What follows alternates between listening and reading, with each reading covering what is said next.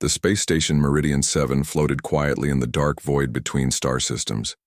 It was a place where different alien races came to talk and make deals. The station had white walls and long hallways filled with creatures from across the galaxy. Today was supposed to be a peaceful day. Today was supposed to be just another boring meeting about mining rights and trade agreements. General Kim Tae-ho walked slowly through the station corridors. He was a human man in his 50s with gray hair and kind eyes. He wore a simple blue uniform with gold stars on his shoulders. The general had fought in many wars, but he always preferred talking to fighting. He believed that words could solve problems better than weapons. This belief had made him famous throughout the galaxy as a fair and honest man. Behind the general walked Captain Park Soo-jin.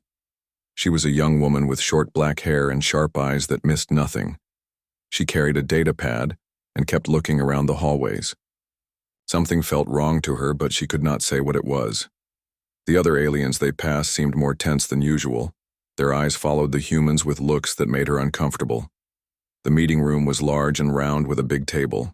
In the center, representatives from 12 different alien species sat around the table. Most of them looked like humans, but with different colored skin or extra arms or strange eyes. At the far end sat Commander Vex of the Draknari Empire. He was tall and thin with blue-gray skin and 4 arms. His red eyes glowed in the dim light, and his mouth was full of sharp teeth. General Kim took his seat and smiled at everyone around the table. He opened his briefcase and pulled out several documents. These papers contained offers from Earth about sharing mining resources in the Outer Rim territories. The humans were willing to give the aliens access to rare metals and energy crystals in exchange for peaceful cooperation. Commander Vex looked at the papers with disgust. He had always believed that humans were weak and stupid. In his mind, they were nothing more than soft creatures who talked too much and fought too little. The Draknari Empire was strong and powerful. They took what they wanted by force. They did not ask permission from anyone, especially not from pathetic humans. The general began to speak in his calm and gentle voice. He explained how the mining agreement would benefit everyone. The humans would provide advanced technology to extract the materials safely. The aliens would get a fair share of everything that was found. Everyone would make money, and no one would get hurt. As General Kim spoke, Commander Vex grew more and more angry. How dare these weak humans try to make deals with the mighty Draknari Empire? How dare they act like they were equals? In Vex's culture, strength was the only thing that mattered. The weak served the strong or they died. There was no other way. Ambassador Lee Dong-woo sat next to General Kim. He was an older man with white hair and a peaceful face. He had spent his whole life trying to help humans and aliens get along. He believed that all intelligent creatures could live together in harmony if they just tried to understand each other. The ambassador watched Commander Vex carefully. He could see the anger building in the alien's red eyes. Captain Park Soo-jin stood near the wall behind her general. Her hand rested on her weapon, but she hoped she would not need it. This was supposed to be a diplomatic meeting. Fighting was not allowed on Meridian 7. All weapons were supposed to be locked away during negotiations. But something about Commander Vex made her nervous. His 4 arms kept moving restlessly, and his sharp teeth were showing more than usual. General, Kim continued explaining the mining proposal. He used simple words and spoke slowly so everyone could understand. He showed charts and graphs that proved how much money everyone could make. He talked about building schools and hospitals on the colony worlds. He painted a picture of a bright future where humans and aliens worked together as friends. Commander Vex could not listen to any more of this nonsense. In his mind, the general was insulting the Draknari Empire by suggesting they needed human help. The general was treating them like children who needed to be taught how to mine their own planets. This was unacceptable. This was an insult that demanded blood. Without warning, Commander Vex stood up from his chair. His 4 arms moved to his belt where he kept his weapons. The other aliens around the table gasped in shock. Weapons were forbidden in the meeting room. Security guards should have taken everything dangerous before the meeting started. But somehow Vex had hidden a plasma blade in his clothing. The plasma blade was a weapon that used superheated energy to cut through almost anything. It was illegal to carry one on a diplomatic station. When Vex activated the blade, it glowed, bright red and hummed with deadly power. The other aliens around the table started to back away in fear. They knew that someone was about to die. General Kim looked up from his papers with surprise. He saw the weapon in Vex's hand, but he did not run or call for help. Instead, he stood up slowly and faced the angry alien. The general was not afraid. He had faced death many times before in battle. If this was his time to die, then he would face it with dignity and honor. Captain Park Soo-jin tried to move toward her general, but two other Draknari soldiers appeared from nowhere and blocked her path. They had been hiding in the shadows, waiting for their commander's signal. The young captain realized this had been planned from the beginning. This was not a diplomatic meeting. This was an ambush. Commander Vex raised his plasma blade high above his head. His red eyes burned with hatred and contempt. In his own language, he shouted words that meant the general was weak and pathetic. Then he brought the blade down in a swift, deadly arc that cut through General Kim's chest like it was made of paper. The general fell to the floor without making a sound. His blood spread across the white tiles in a growing red pool. Captain Park Soo-jin screamed and tried to reach him, but the Draknari soldiers held her back.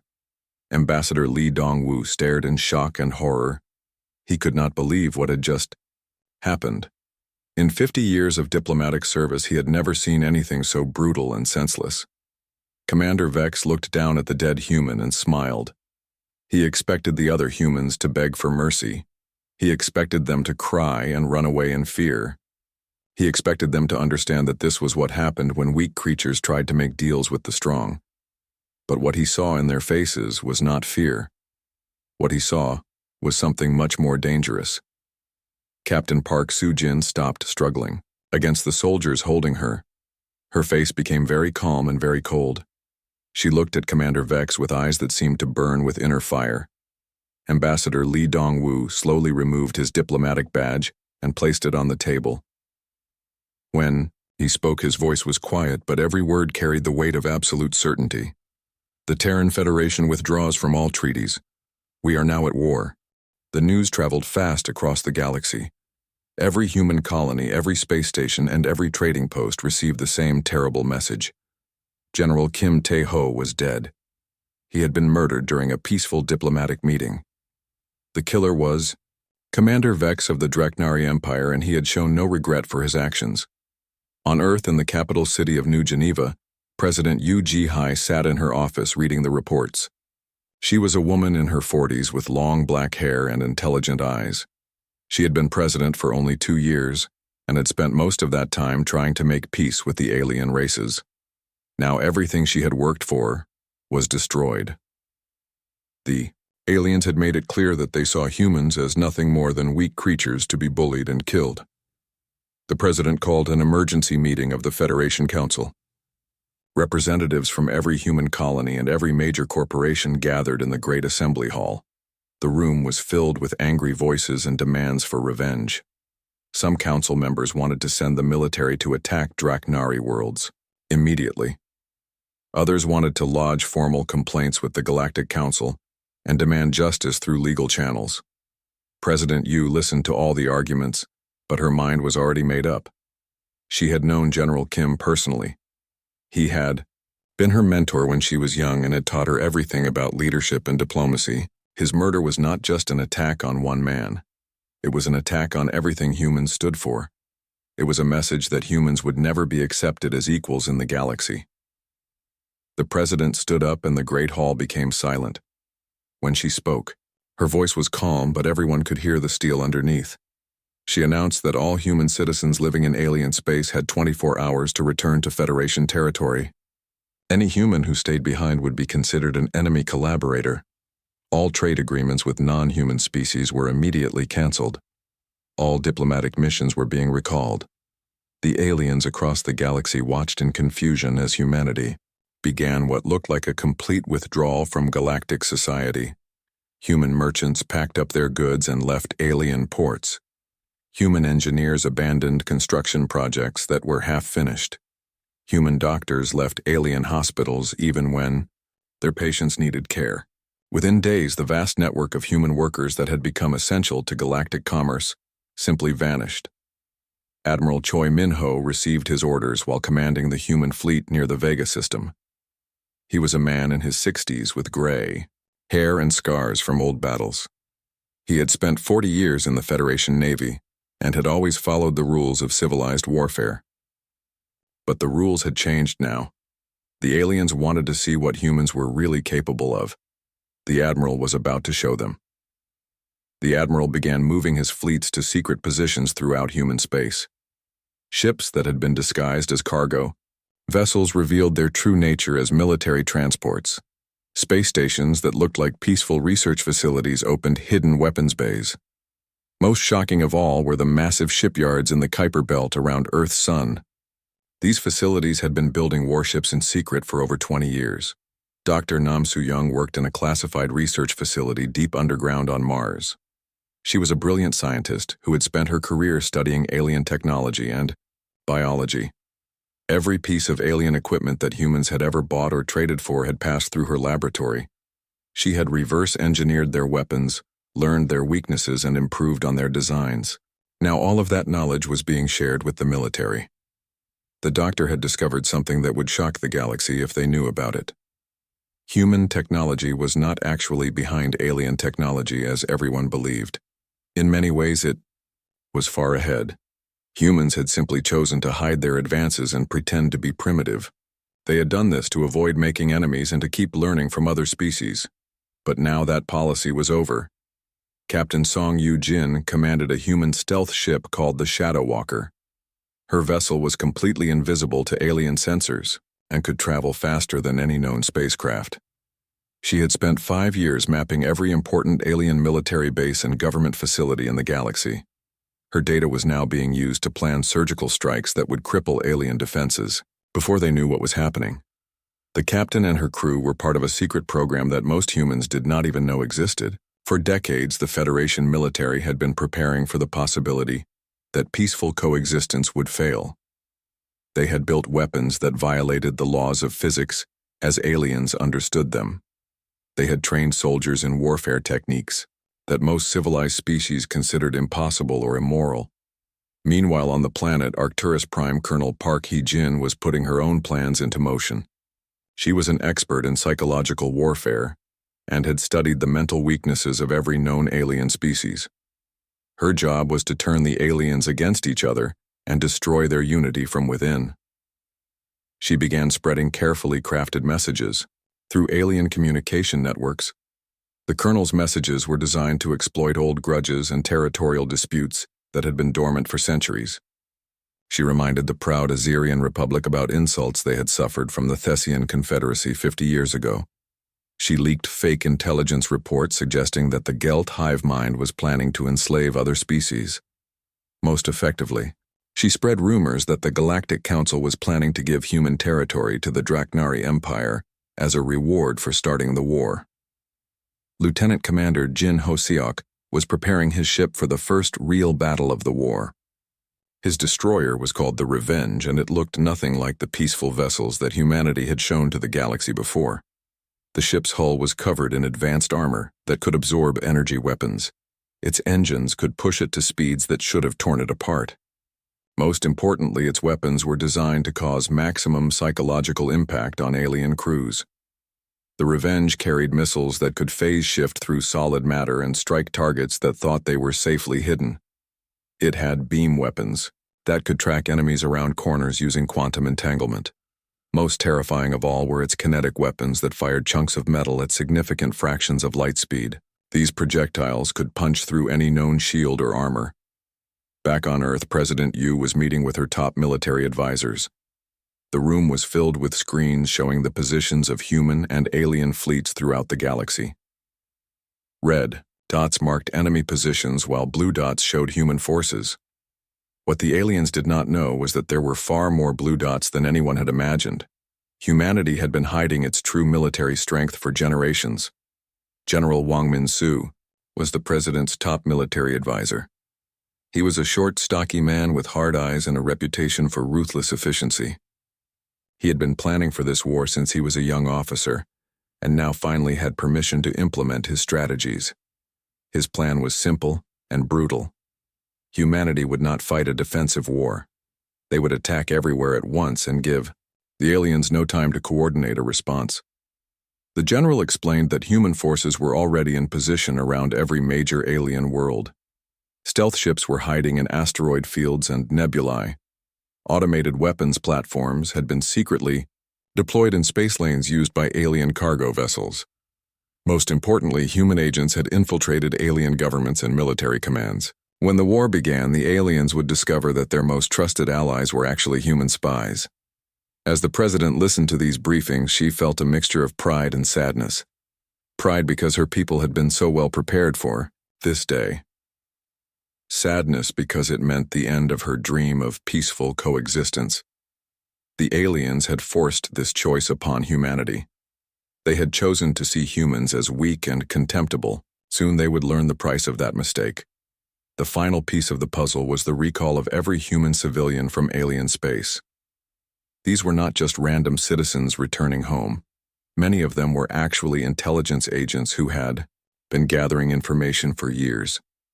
Others were saboteurs who had planted devices in critical infrastructure.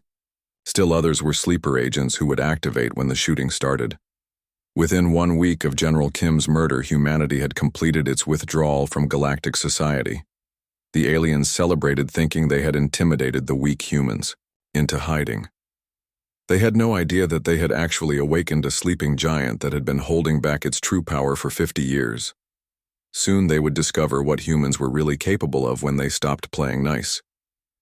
3 weeks after General Kim's murder, the first real battle of the war began at Proxima Station. The mining facility had been abandoned by human workers and now floated empty in space near the red dwarf star. Commander Vex himself led a small fleet of Draknari warships to claim the station as a prize of war. He expected to find nothing but empty corridors and valuable mining equipment. The Draknari fleet consisted of 5 heavy cruisers and 10 smaller escort ships. Their hulls were painted in the traditional war colors of red and black. Each ship carried enough firepower to destroy a small moon, and their crews were eager for battle. Commander Vex stood on the bridge of his flagship, the Bloodclaw, and smiled as he looked at the defenseless human station ahead. Captain Jin Ho-seok watched the alien fleet approach from his hiding place behind the station's bulk. His destroyer, the Revenge, was invisible to alien sensors thanks to advanced stealth technology that humanity had developed in secret. His crew of 50 men and women were all volunteers who had lost friends or family to alien violence over the years. They were ready to show the galaxy what humans could do when they fought without mercy. The mining station looked completely abandoned from the outside.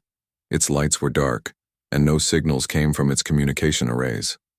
The Draknari ships moved closer, expecting an easy victory.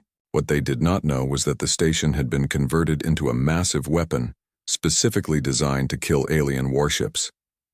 Every mining laser had been upgraded to military specifications. Every cargo bay had been filled with automated defense systems. When the lead Draknari cruiser came within range, the station suddenly came alive. Massive energy beams lanced out from what had appeared to be simple mining equipment. These were not the weak civilian tools that aliens expected. These were military-grade weapons that could cut through the strongest armor like it was paper.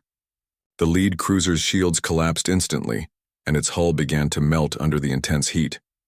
Commander Vex watched in shock as his flagship's sister ship was torn apart in seconds. The mining station was supposed to be helpless. How could civilian equipment be so deadly? Before he could process what was happening, more beams reached out to strike other ships in his fleet. Automated missile launchers that had been hidden in the station's docking bays opened fire. Hundreds of smart weapons streaked toward the Draknari vessels. The alien missiles tried to intercept the human weapons, but discovered they were facing technology they did not understand. Some of the human missiles seemed to vanish from sensors only to reappear inside alien ship hulls. Others split into smaller warheads that attacked multiple targets at once. Still others released clouds of nanobots that ate through alien armor from the inside. Captain Jin decided it was time to join the battle. The Revenge dropped its stealth field and appeared seemingly from nowhere. The ship moved with impossible speed and agility that defied everything aliens knew about physics. Its hull crackled with energy shields that absorbed Draknari weapons, fire without showing any damage. When the human ship returned fire, the results were devastating. The Revenge's main weapon was a kinetic cannon that fired metal slugs at 20% of light speed. When these projectiles hit Draknari ships, the results were catastrophic. The kinetic energy was so great that it did not just punch holes in the alien hulls. It actually vaporized entire sections of the ships and sent shockwaves through their internal structures that tore them apart from within. Commander Vex ordered his remaining ships to focus their fire on the human destroyer. Dozens of energy beams and missile salvos converged on the Revenge. The alien commander was confident that no single ship could survive that much firepower. He was wrong. The human vessel's shields absorbed everything the Draknari could throw at it, and somehow converted the energy to make its own weapons more powerful. The battle lasted only 12 minutes. When it was over, the entire Draknari fleet had been destroyed except for Commander Vex's flagship, which was crippled and drifting, helplessly. Its engines were gone and most of its weapons were offline. The alien crew was in shock. They had just witnessed the destruction of what they thought was a superior force by what they had believed were primitive humans. Captain Jin opened a communication channel to the surviving Draknari ship. Commander Vex appeared on the screen, looking pale and shaken. His red eyes no longer burned with confidence and contempt. Instead, they showed fear and confusion. He demanded to know how the humans had developed such advanced weapons. He accused them of getting help from some unknown alien species. The human captain smiled coldly as he responded. He explained that every piece of technology the aliens had just witnessed had been developed by humans using their own science and engineering. The Federation had been studying alien technology for decades, but they had also been improving on it in ways that aliens could not imagine. What the galaxy had seen so far was just the beginning. Captain Jin went on to reveal something that shocked Commander Vex even more. The human mining stations throughout the galaxy had all been secretly converted into weapons platforms.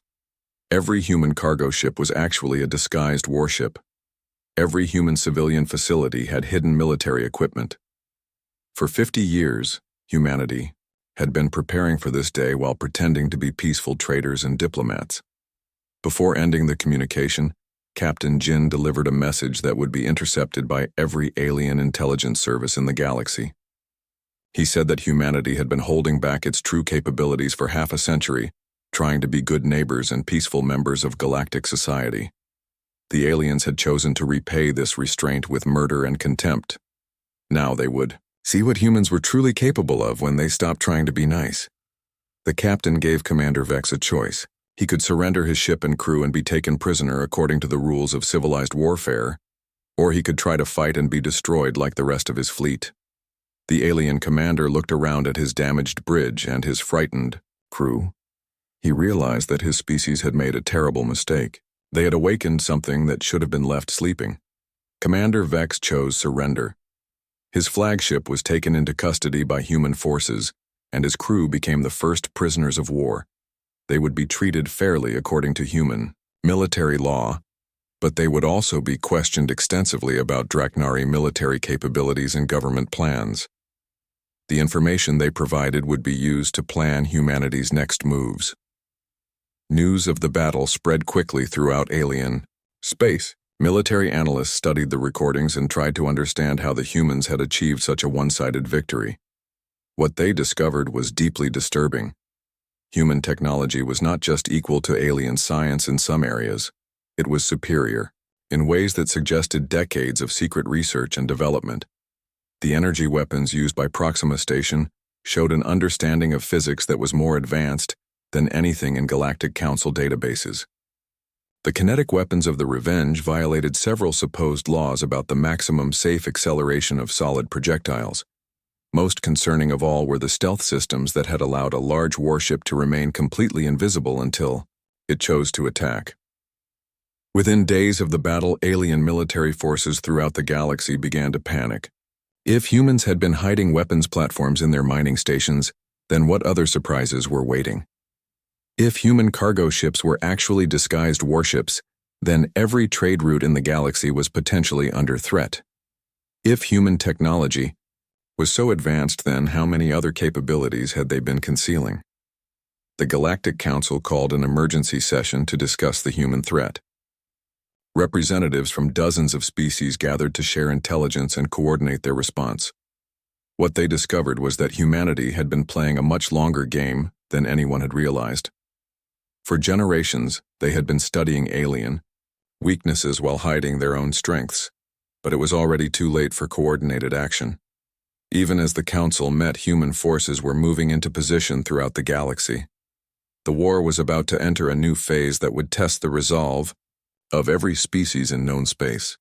Humanity had revealed just a fraction of its true power at Proxima Station. What came next would be far worse. Dr. Han Mi-young sat in her laboratory deep beneath the surface of Luna, looking at files that contained 50 years of research. She was the head of the Federation's xenobiology program and knew more about alien psychology and physiology than perhaps any other human alive. Her computers held detailed profiles of every known species, including their fears, their weaknesses, and their cultural blind spots. This knowledge was now being turned into weapons more deadly than any gun or missile. The doctor had discovered that each alien species had unique vulnerabilities that could be exploited in warfare. The honor-bound Craxi warriors could not retreat from a direct challenge, even when retreat was the smart tactical choice. The hive-minded Gelth became confused and panicked when their psychic communication links were disrupted. The proud Azarian Republic valued their reputation above their lives and could be manipulated through carefully planned public humiliations. Colonel Park Hye-jin received Dr. Han's research files at her secret base on the edge of human space. She was an expert in psychological warfare who had spent years studying how to break enemy morale without firing a shot. Her job was to turn the galaxy's many species against each other, while human forces prepared for the final assault. She began implementing plans that had been decades in the making. The Colonel's first target was the ancient rivalry between the Craxi Empire and the Thessian Confederacy. These two species had fought wars in the distant past over territorial disputes that had been settled by treaty 300 years ago. Colonel Park's agents began spreading false intelligence reports, suggesting that each side was secretly preparing to attack the other. Within weeks, both species were moving military forces to their mutual border. Meanwhile, Captain Song Yu-jin was leading her stealth ship Shadow Walker on a mission deep in Azarian space. Her target was the pride of the Azarian fleet, a massive battleship called the Star's Glory. The ship was considered unsinkable by Azarian naval experts and was a symbol of their technological superiority. Captain Song planned to destroy it in a way that would crush Azarian morale throughout the galaxy. The Shadow Walker approached its target using cloaking technology that made it completely invisible to all known sensor systems. The human ship was so advanced that it could fly right through the middle of the Azarian fleet without being detected. Captain Song positioned her vessel directly beneath the Star's Glory and began uploading a computer virus into the battleship's main computer systems. The virus was a masterpiece of human cyber warfare technology. It did not simply destroy the Azarian ship's computers. Instead, it turned them against their own crew. The ship's life support systems began producing toxic gases. The artificial gravity generators started creating crushing forces that pinned crew members to the floor. The internal communication system began broadcasting terrifying sounds and images that drove the aliens to madness. Within hours, the mighty Star's Glory was drifting helplessly through space with most of its crew dead or insane. The Azarian military tried to cover up what had happened, but news of the disaster leaked out anyway. The knowledge that their most advanced warship had been defeated without its enemies even showing themselves spread panic throughout Azarian society. Back on Earth, Lieutenant Commander Kim Soo-ho was coordinating a different kind of warfare. He commanded a network of human agents who had been living in alien societies for years, pretending to be refugees or immigrants. These sleeper agents were now activating and beginning sabotage operations that would cripple alien infrastructure from within. On the Gelth homeworld, human agents released a quantum jamming device that disrupted the psychic links holding their hive mind society together. Individual Gelth drones who had never had to think for themselves suddenly found their minds filled with confusing thoughts and emotions. The resulting chaos brought their entire civilization to a standstill as billions of drones wandered around, in confusion. Commander Lee Dongmin was leading a small human fleet in a series of hit-and-run attacks against Draknari supply lines. His ships would appear without warning, attack a convoy or supply depot, and then vanish before enemy reinforcements could arrive. The aliens never knew where the humans would strike next. This uncertainty forced them to spread their forces thin, trying to protect everything at once. The commander's favorite tactic was what he called the false retreat. Human ships would appear to be losing a battle and would start running away. The proud Draknari warriors would pursue, expecting an easy victory. Instead, they would be led into carefully prepared ambushes, where human forces waiting and hiding would destroy the pursuing ships. This tactic worked over and over because Draknari culture made it impossible for their warriors to let an enemy escape. Major Kang Suho was running intelligence operations that turned alien species against each other. His agents spread rumors that the Thessian Confederacy was planning to claim territory belonging to the Azarian Republic. They leaked fake documents suggesting that the Gelth hive mind was developing weapons to control other species. Most effectively, they revealed real but embarrassing secrets about alien leaders that destroyed their credibility. The Major's greatest success was turning the Galactic Council against itself. He arranged for intercepted communications to be leaked that showed various species were secretly negotiating separate peace deals with humanity. Soon, council members were accusing each other of treason and cowardice. The unity that had held the galaxy together for centuries began to crumble. Dr. Yoon Hee-kyung was developing biological weapons specifically designed to target alien physiology. Her laboratory had samples of genetic material from every known species, and she used this information to create diseases that would affect only specific races. These weapons were never deployed because humanity wanted to win the war, not commit genocide. But the threat of their existence was enough to terrify alien leaders. The doctor's research also led to non-lethal biological weapons that were highly effective. She developed airborne chemicals that caused temporary paralysis in Craxi warriors. She created viral agents that disrupted the Gelth psychic abilities for days at a time. She even found ways to trigger severe allergic reactions in Azarian respiratory systems using common household chemicals. Captain Park Min-jun commanded a human cruiser called the Silent Death that specialized in psychological warfare. His ship would appear on the edge of alien sensor range just long enough to be detected and then vanish. This created the impression that human forces were everywhere watching and waiting. The constant fear of unseen enemies began to drive alien crews to nervous breakdowns. The captain's ship also broadcast propaganda messages directly into alien communication networks. These messages were carefully crafted to exploit each species' psychological weaknesses. They reminded the Craxi of ancient defeats that brought shame to their warrior culture.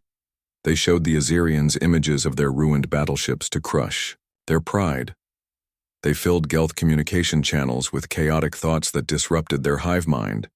General Wang Min-su was coordinating all of these different operations from his command center on Mars. Wall-sized screens showed the positions of human and alien forces throughout the galaxy. Red indicators marked alien military units while blue dots showed human assets.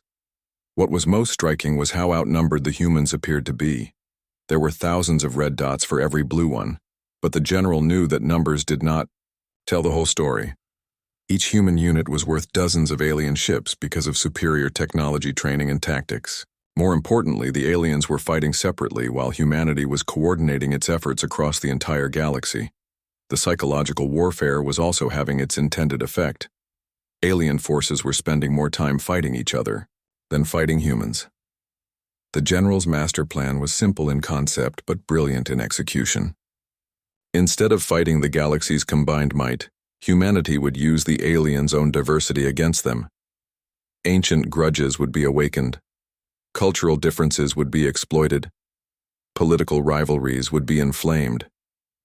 By the time the aliens realized what was happening, they would be too busy fighting each other to mount an effective defense against human forces. Within 6 months of General Kim's murder, the galaxy was in chaos. What had started as a simple conflict between humans and Draknari had exploded into a multi-sided war involving dozens of species. Trade routes were cut. Communication networks were compromised. Military alliances were dissolving as species accused each other of treachery. And through it all, human forces struck at carefully chosen targets while remaining largely invisible. The aliens who had once dismissed humans as weak and primitive were beginning to understand their mistake. Humanity had been studying them for decades, learning their languages, their cultures, their technologies, and their weaknesses. Now all of that knowledge was being used against them with devastating effectiveness. The galaxy was discovering what humans could do when they stopped trying to be nice and started fighting to win. 8 months after General Kim's murder, the galaxy was tearing itself apart. What had begun as a war between humanity and the Drachnari Empire had spread like a deadly plague to involve every major species in known space. Ancient grudges that had been buried for centuries were now burning bright. Political alliances that had lasted for generations were crumbling into dust and hatred. Major Kang Soo-ho watched the chaos unfold from his intelligence command center on Europa. Dozens of screens showed news feeds from across the galaxy. The Craxi Empire and Thessian Confederacy were now fighting a full-scale war over territories they had shared peacefully for 300 years. The Azerian Republic had withdrawn from the Galactic Council after accusing other members of betraying state secrets. The Gelth hive mind had split into 3 separate factions that were attacking each other with desperate fury. The Major smiled as he read the latest reports. His psychological warfare campaign was exceeding all expectations. Human agents had done nothing more than whisper the right words in the right ears at the right times. They had reminded old enemies of past insults. They had revealed embarrassing secrets at crucial moments. They had forged documents that seemed to prove treacherous plans. The aliens had done the rest themselves. Lieutenant Commander Song Yu-jin was preparing for her most ambitious mission yet. Her stealth ship Shadow Walker had been refitted with the most advanced infiltration equipment humanity had ever developed. Her target was Callus Prime, the heavily defended capital world of the Thessian Confederacy. She planned to demonstrate that human forces could strike anywhere at any time without being detected or stopped. The planet was protected by orbital defense platforms that could destroy entire fleets. Energy shields surrounded the world that were supposed to stop any weapon known to galactic science. Underground bunkers held the planet's most important leaders and military commanders. The Thessians believed their homeworld was absolutely safe from attack. They were about to discover how wrong they were. Captain Song's ship approached Callus Prime using a new form of stealth technology that rendered it invisible even to quantum sensors. The Shadow Walker did not just hide from detection, it actually existed in a slightly different dimension that allowed it to pass through solid matter. The ship flew directly through the orbital defense platforms and energy shields as if they were not there. Once inside the planet's atmosphere, the Shadow Walker began releasing thousands of tiny drones. These machines were no larger than insects but contained computer systems more advanced than anything in alien technology. They spread throughout the planet's infrastructure networks and began taking control of every automated system they could find. The drones did not destroy anything at first. Instead, they simply observed and learned. They mapped out the planet's power grid, its communication networks, its transportation systems, and its defense mechanisms. They identified the locations of important government buildings and military bases. Most importantly, they found ways to take control of these systems when the time came to strike. Meanwhile, on the other side of the galaxy, Commander Lee Dong-min was leading his fleet in a series of devastating attacks against Azi. 1 year after the murder of General Kim Tae-ho, the galaxy was in ruins. What had once been a peaceful confederation of species was now a collection of armed camps, each desperately trying to defend against an enemy that seemed to be everywhere and nowhere at once. The Drachnari Empire, once mighty enough to casually insult humanity, was reduced to a handful of fortress worlds under constant siege. Commander Vex, the alien who had started it all, found himself facing war crimes tribunals from his own people, who blamed him for bringing this catastrophe upon them. Fleet Admiral Nam Tae-woo, now commanding the largest military force the galaxy had ever seen, received peace overtures from dozens of species. But humanity's terms were non-negotiable.